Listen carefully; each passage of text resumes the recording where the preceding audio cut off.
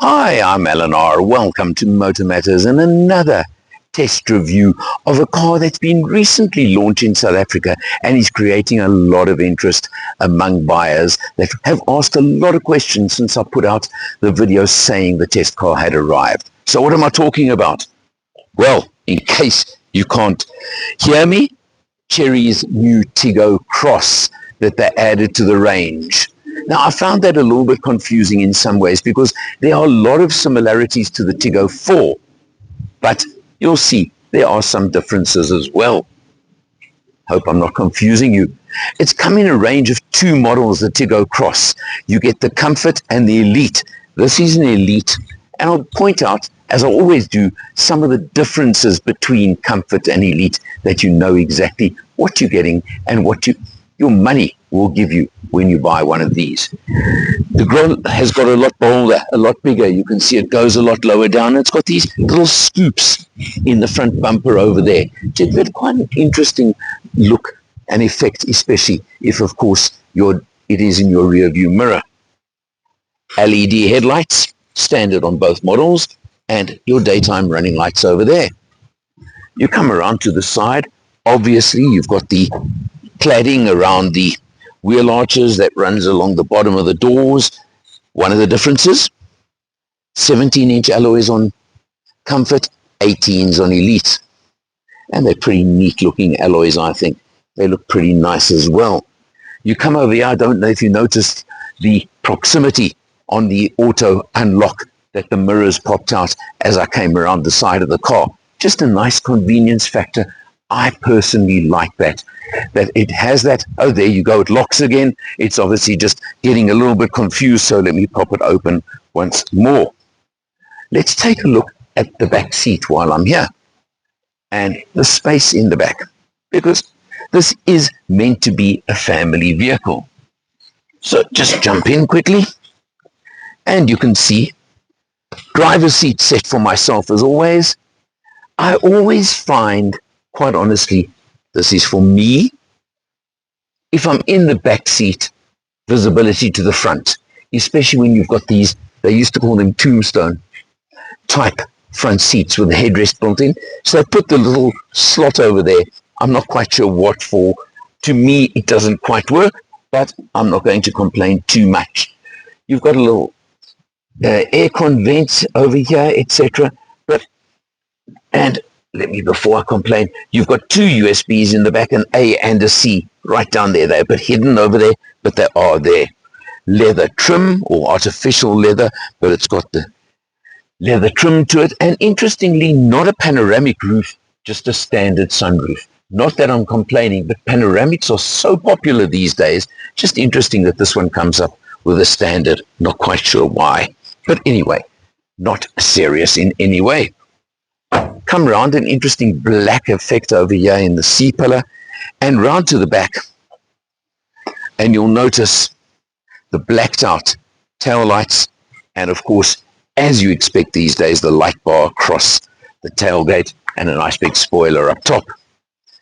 Let's have a look in the boot area, and I've got to use my own muscles to open it for a change. Well, it's one of those things. And you get a space saver spare wheel under there. Not a full size, but as long as there's a spare wheel, I'm pretty happy. Time for the Allen test. Let's go. Actually, quite impressed. And now, if you have a look, for a change, I can sit as I'm sitting now, and you would be able to close the tailgate. There's enough height over here. Some of the cars like this, some of the crossover SUVs don't quite give you that. And you can fold the seats 2/3, 1/3. I'm classifying this as a 1.5 Allen boot. No problem at all. And I think that's quite generous, so I've got no complaint. Now, the Tiggo Cross comes powered with the very familiar Chery engine, which is the 1.5 turbo version. 108 kilowatts, 210 newton meters of torque. Something else that I found very interesting, and there must be a reason, but I don't know what the reason is. In the Tiggo 4, the top models that they brought out recently, with the DCT gearbox. They've got a 7-speed DCT on the Tiggo 4s. The Tiggo Cross comes with a 6-speed DCT. I don't think it makes any difference while you're driving. Wait for Checkers 6060 to go past, and you owe me for an advert, Checkers. But I don't think it makes any difference in day-to-day drivability whatsoever, quite honestly. But it's just interesting that they have gone with a 6-speed, driving the front wheels. Let's check it on the road. Let's check it inside. Cruising around the neighborhood in the Chery Tiggo Cross. The 1.5 turbo engine, 108 kilowatts, 210 newton meters of torque. I find it more than peppy enough. And I think that's the important fact to keep in mind. I really think it does the job, it does it well. Something I find very interesting is on the Tiggo 4 Pro, the DCT box that they've added to it now is a 7-speed DCT automatic. Yet on the Cross, it's a 6-speed DCT. Now, it's smooth, it's comfortable, it's everything you want, it's not a problem. But I just find it very interesting that they're using two different options for the gearboxes between the two, because there are so many similarities between the Tiggo 4 and the Tiggo Cross. And I've been trying to work out for myself, quite honestly, what the differences are between the two. And the bottom line being, as far as I'm concerned, the Cross is more of a SUV than just a pure crossover, which the Tiggo 4, I'm going to say, is. And I think that's really, it's a slightly more raised drive height, it's a slightly higher body shape, and you've got a little bit more space inside on this one. But it also does have, and I last drove the Tiggo 4 a while back, but I'm thinking it's got a much smoother drive overall. And as I say, the automatic shift is a really, really smooth, comfortable, easy, relaxed. How many words can I give you to say the same thing? I think you get my message. So that is really, I've been trying to work out the differences between the two. I think also that this one is very highly spec'd, especially in elite spec level, but I'll cover that just now. But it's a nice, easy, comfortable car to drive, cruises very nicely. I can tell you that much. We did a nice open road cruise in it, and that is where it certainly seems to come into its own. Jumping in behind the wheel, you've got your, what you would expect these days, TFT instrumentation. It's neat, it's interesting, it looks good. Now, there are a couple of things I want you to note about this car. It's brand new. It's now on 1,200 kilometers. I got it on 800, so it's not even running yet, so please take that into account. Now, I could not find how to set the trip meter for the entire test. It resets every time you drive the car, every time you start the engine. So you haven't got a fuel consumption figure there.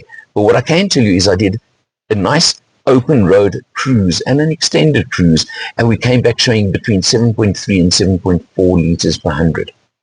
Now that certainly is an improvement, and I think Chery have finally done something there on the fuel consumption. So great stuff. Driving around town, I've sort of seen it reflecting the mid-8s most of the time while I was in town driving. So I'm pretty happy with that too. You come over here on the steering wheel.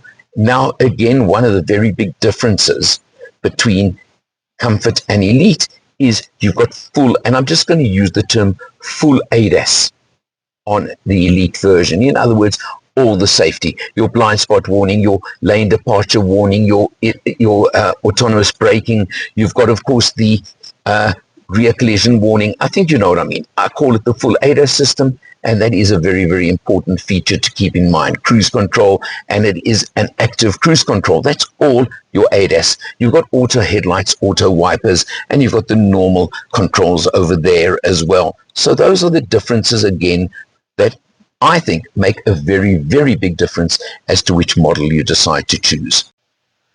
Of course, you have your big infotainment screen over there. I think it's about a 9-inch or something like that. I don't think it's important to mention which one it is, but it is nice, it's clear. And again, an important difference between the two spec levels is pop it into reverse, and you've got the 360-degree camera with overhead view on Elite version. Now that is again an important feature. You've also got that feature I can't show you now, where when you stop at a robot, it shows you the view around you and cars around you, etc. Now that's a nice feature as well. You have a look at that over there. Beyond that, it's got everything you would expect on your camera system, on your infotainment, wireless Android Auto and Apple CarPlay as well. You come down over here, you've got some piano keys, can I call them, volume, etc., cameras, and this one, if you are keen, is your modes. So press the button, for example, Eco, Normal, and Sport. You just press it over there. I ran it in Eco for most of this test. I did put it in Sport for quite a while. I must be honest, in day-to-day driving, I don't know if you'll really notice the difference, but I like the fact that you've got proper buttons. Now, on the cross, differences to the Tiggo 4. This panel over here reminds me from the Tiggo 7, for example, and brings back the Tiggo 7. All your aircon, all your ventilation controls are over here, work nice and easy. And over here, you've got these two over here. That's for your fan speed. And those two, again, elite only, heated front seats. Nice touch, nice feature. Your dashboard has got quite a lot of soft touch to it, which again feels quite premium, and then this almost carbon fiber effect over here. Also, note the single piece screen over there, running across. You've got the twin height, or I don't know what to call it, the dual height center console, so you can hide things way over there. A little bit awkward, I'll be honest, is the fact that the USB is on the left-hand side. So when you want to plug in your cable, it's a bit of a pain. You've got to get to there to actually plug it in. But then again, when I get a test car nowadays, I plug it in once, I leave a cable in the car, and I don't bother anymore. It's got an inductive charging pad down there as well. Now, another feature between the two is you've got electric adjustment on the driver's seat. You don't get that on the Comfort model. I mentioned the sunroof earlier. That's also elite only. I think I've covered a lot. The differences between the Tiggo 4 and the Tiggo Cross, slightly bigger, slightly higher, slightly more SUV, if that makes sense to you. That's really the difference. Cross comes in, the Comfort model, at $399,900, and you add 50,000 Rand to the price to get to your elite model. When you consider you're getting features like I've mentioned, the biggest one being the ADAS, all that extra safety, all that extra active safety that comes in. Oh, and you also get a center airbag added to the mix as well. Not quite sure where, how, or what, but I don't think that's important, but it adds to the airbag count as well when you go up to elite. And that jumps by 50,000 Rand to 449,900. Obviously, the prices are competitive. You expect that from Chery.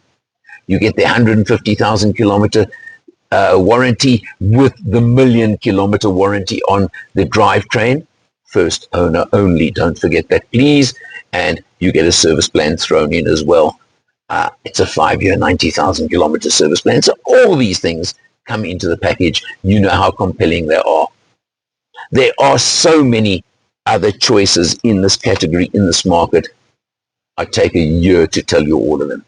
But if you're looking for a family compact SUV, the sales figures prove how much South Africans have taken to these cars. And I think I need to just leave it there. For MotorMatters, I'm Eleanor. See you next time.